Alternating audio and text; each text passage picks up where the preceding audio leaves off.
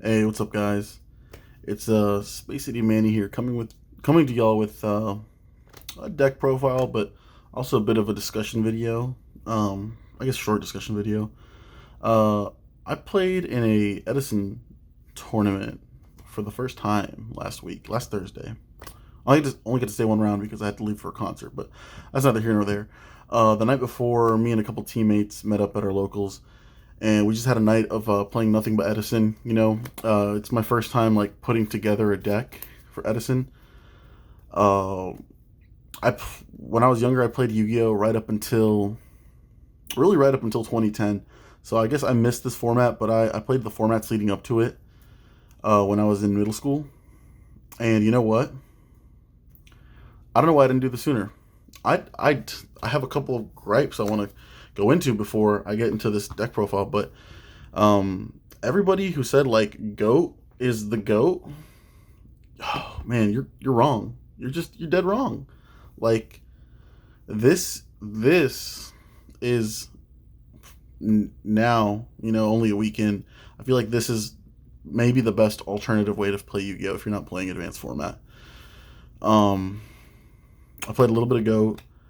I never thought it was that great. Like it's fun that like anybody can pick up the decks and play, but by no means is Go this amazing format that people like to say is like fair and balanced. A lot of players will come to whatever the current format is. I know some players who've said that like the current format is toxic, it's unplayable, it's a die roll format, and it's sacky, and they've said that since 2019, right?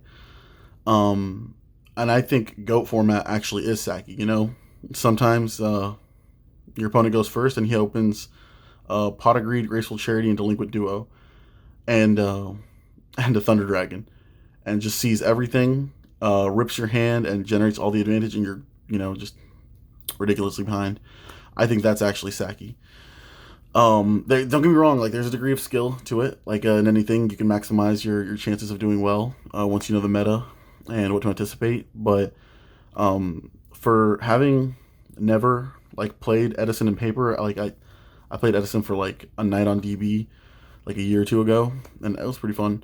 But for my first time really playing it in paper, the decks are so easy to pick up and run with and do well with. I built, as you can see, I guess almost every deck in Edison plays Caius, but I played Monarchs because they're just a pet deck from 2016 and up to now. But anybody can pick it up. At no point in the game did I feel like there was such a disparaging like sway and card advantage or tempo that like a good top deck couldn't just make it up. Um, OTKs are possible, but they're a little hard. So, um, you know, at any point that you get your board wiped or something like that, you may have one or two turns to top deck into something that'll get you going there. Not you know, and it might sound like I'm complaining about the current format.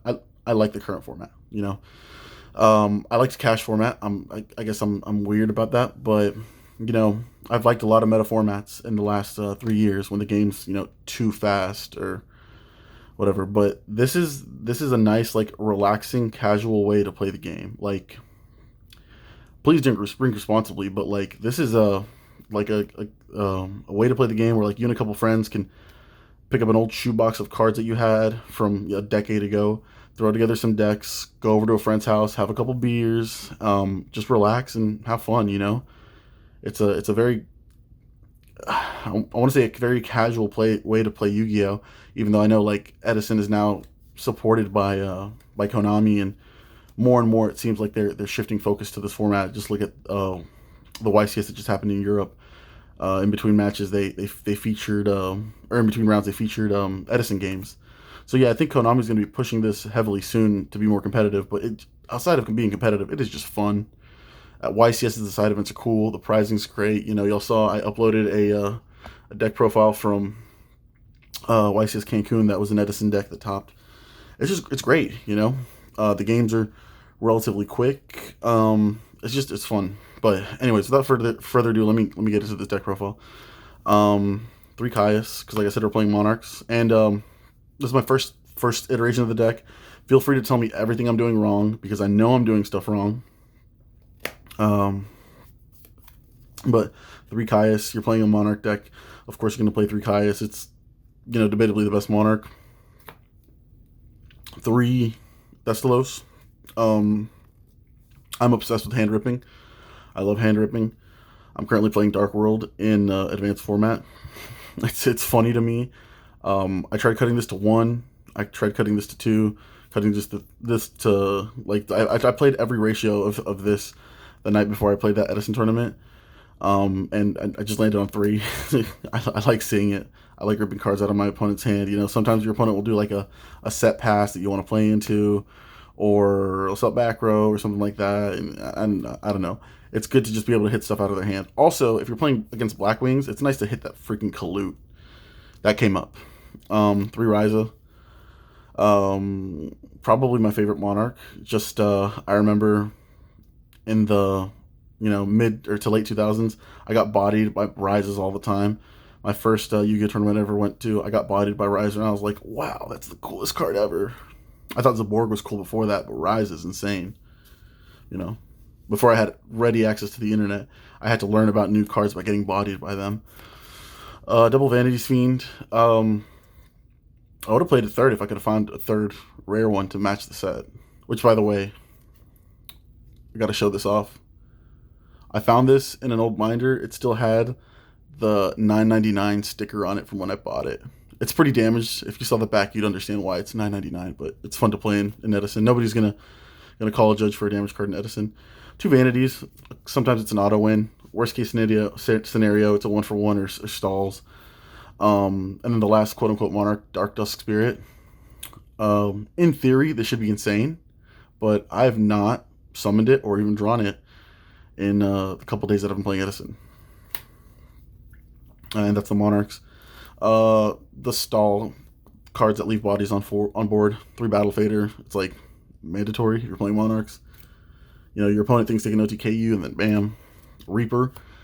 It's a stall card, and it's a hand rip card. Yes. Gores. Again, they think they're going to OTK you, and this comes out of nowhere. 3 Frog, or 3 Swap Frog. It's pretty good. Sets up your Treeborn. And I learned in the middle of the tournament, I don't think I'd ever actually read this card until my friend made me read it in the middle of a match. But Swap Frog can bounce things that are not Swap Frogs. Go figure. Swapped my Ryza to my opponent again.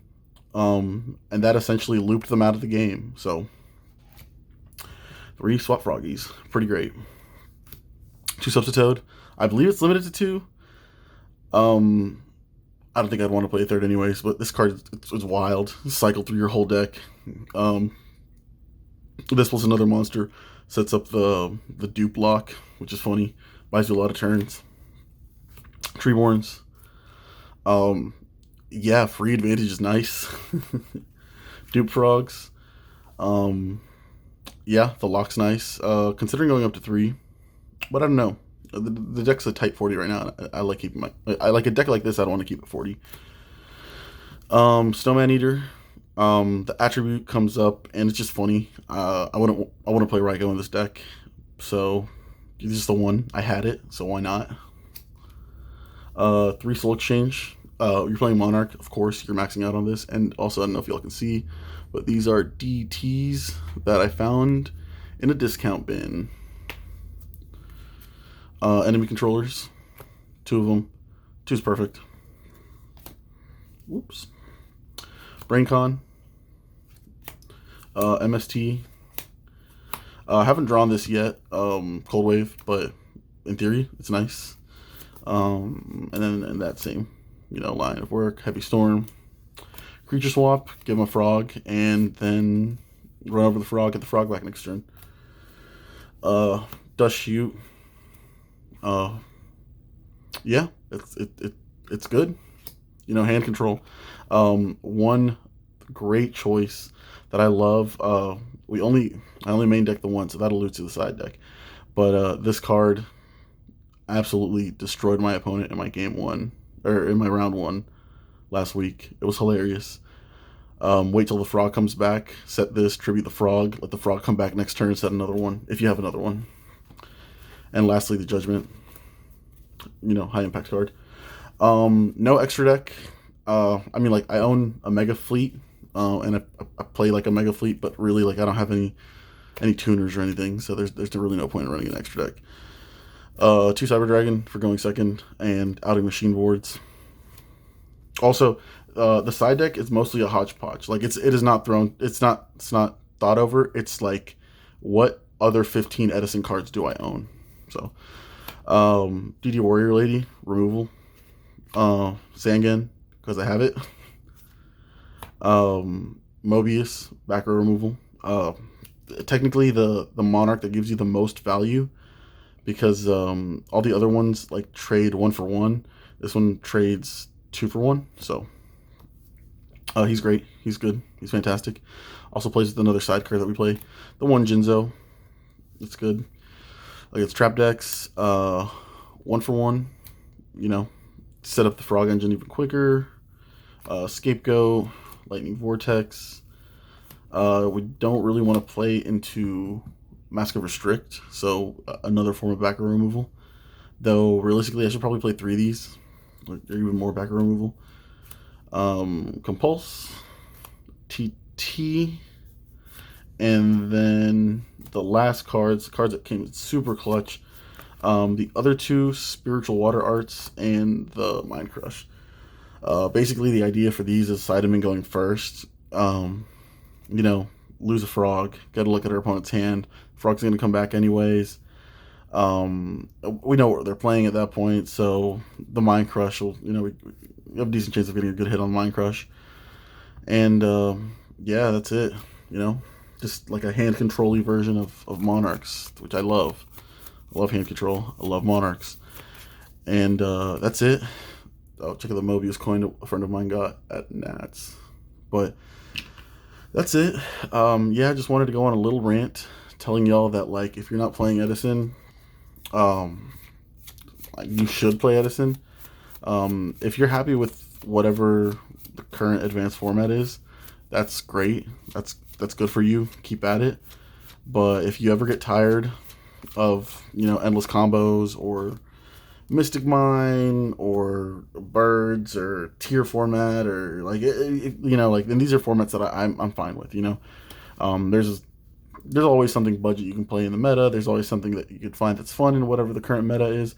But if the current meta does, you get tired of it, I strongly recommend this, especially since Konami is, giving prize support at the last online regionals, extravaganzas, remote duel events. They've hosted Edison tournaments that are supported by really nice Light and Darkness Dragon playmats.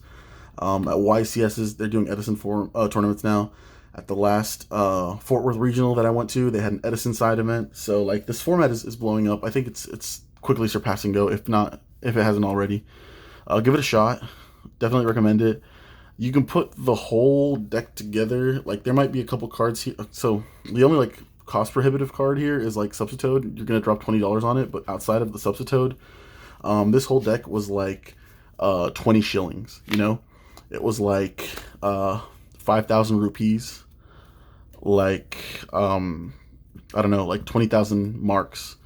Just ridiculously cheap. Most stuff in here has been reprinted to hell.